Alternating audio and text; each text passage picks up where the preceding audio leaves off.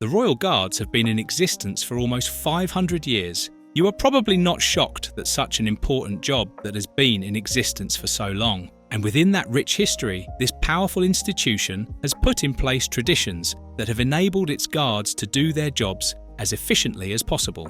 As the guards continue to be completely and fully committed to protecting the royal family, let's take a look at some of these amazing traditions. As we get into it, please like the video, subscribe to the channel, and tap the bell to be notified about our new stories.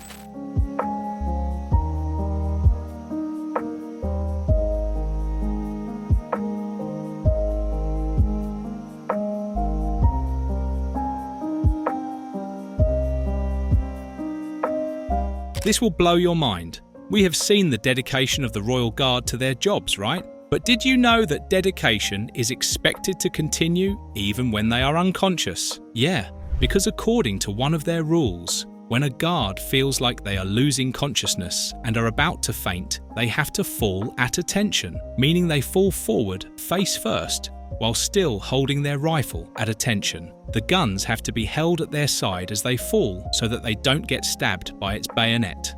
According to this tradition, the protocol is designed to maintain dignity and composure, even in the face of exhaustion or heat exhaustion.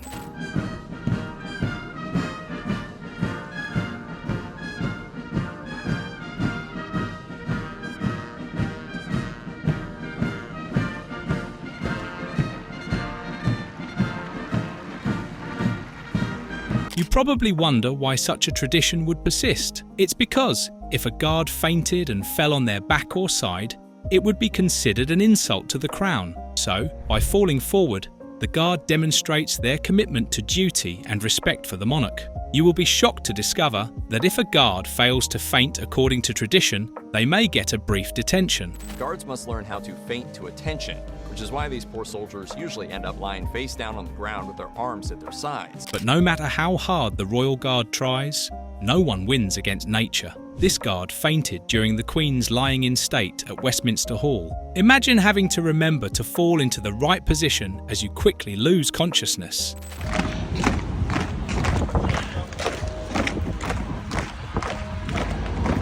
You were probably surprised when you saw the Royal Guards wearing these tall hats. You aren't alone, because many tourists have reacted the same way too. This bearskins hats aren't a recent addition to the institution. Believe it or not, it is a tradition that has endured for almost 2 centuries. Before becoming an internet sensation, the fuzzy bearskin caps were initially worn by the French army, which was Napoleon's idea, their famous leader. And you wouldn't believe why he told his soldiers to wear these funny-looking hats. He wanted them to appear taller so they could be more intimidating to their enemies. However, Napoleon's army lost, and the English soldiers collected the bearskin caps from the corpses of his men and brought them home as trophies. But the idea of looking tall using a bearskin hat was so good, the British Grenadier Guards copied it. Then, it became part of the Royal Guards uniform.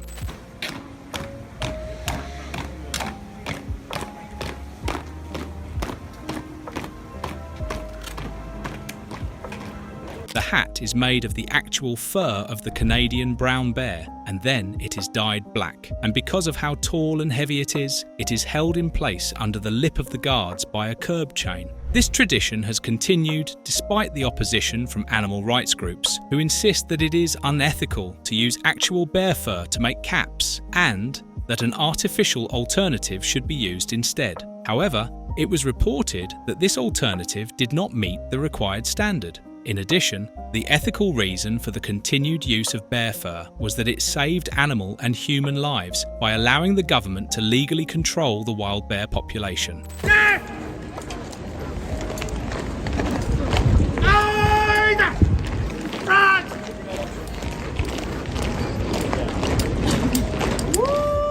The changing of the guard ceremony is an iconic tradition that marks the moment when the old guard exchanges duties with the new guard.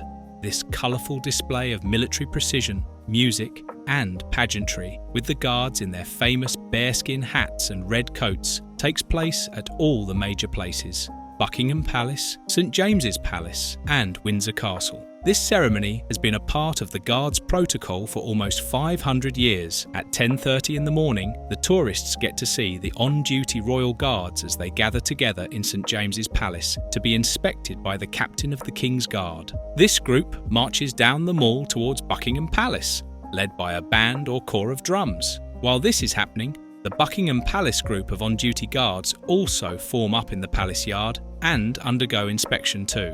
You should know that at this same moment, a new set of guards is getting ready at Wellington Barracks. All these 3 separate preparations are done within 13 minutes. Then, the St James's Palace Guards march into Buckingham Palace through the South Centre Gate and take up position beside the ready Buckingham Palace group on the south side of the yard.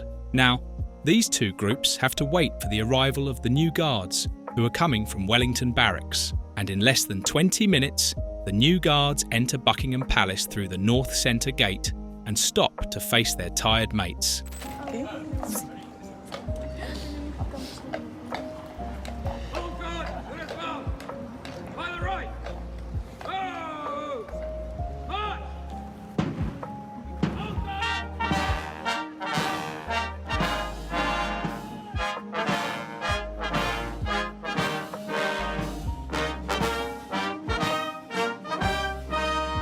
It is at this moment that there is an exchange of arms and the keys to the palace, a symbolic gesture that represents the transfer of responsibility for the palace's security. After these and a bunch of other ceremonies that take about 35 minutes, the guards that have been relieved of duty march on to Wellington Barracks while the new set of guards are split into 2.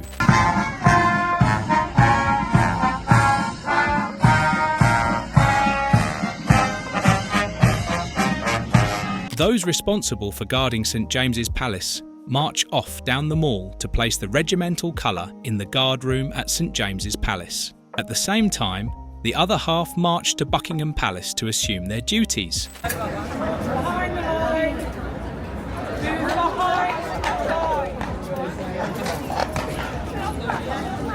While on duty, the Royal Guards aren't allowed to walk around. You can see this guard even has a line that prevents people from getting into his space. Like a literal statue, he must remain there for 2 hours. But of course, their job is not a punishment, so there is a rule that allows them to march up and down, only after they have been still for at least 10 minutes. This allows these tough soldiers to stretch their legs and avoid passing out. Another prevention against passing out is the big boots they wear, which provides some room for them to wiggle their toes. You may have wondered why the traditional black pants are worn by the Royal Guards. The reason is much more simple than you think. It is just to save the Royal Guards from being publicly embarrassed. These soldiers have to work for 2 hours, and during those 2 hours, they cannot leave their post no matter what happens. Even if a bodily accident happens, and they cannot reach the restrooms in time, these dark pants will, at the very least, protect their dignity. Using a dark hue and manufacturing them with thick wool, these pants are so well done that tourists would never suspect anything was amiss if something went wrong for the guard.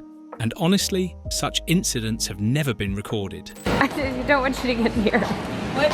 I want you to get close. You or not? So Bria, do the vlog. I'm here with my new friend. We've been hanging out all day. We were talking about potentially going to get some drinks later. We've had a busy... You have seen videos like this and probably found them funny. Honestly, they are funny and wholesome, but the Royal Guard often has to pay a hefty price for allowing such moments. You must have wondered why such Smiley Guard moments are so rare. It is because, according to tradition, Royal Guards aren't supposed to respond and react to anyone except their superiors and the royals they protect. And this is why it is part of their rule book that if a superior catches a guard smiling or laughing, he will be fined an amount that will equal a few days to a week's pay. So, a smiling guard might have just lost around $400 for cracking a smile. You can imagine how this guard must have felt after this moment. In addition, the guards can react to tourists when they feel the visitors have broken a rule by pushing their boundaries. That's when you would hear things like, "Make way for the Queen's Guard," or "Leave the archway." In some instances where tourists have been difficult, marching Royal Guards have pushed people out of their way.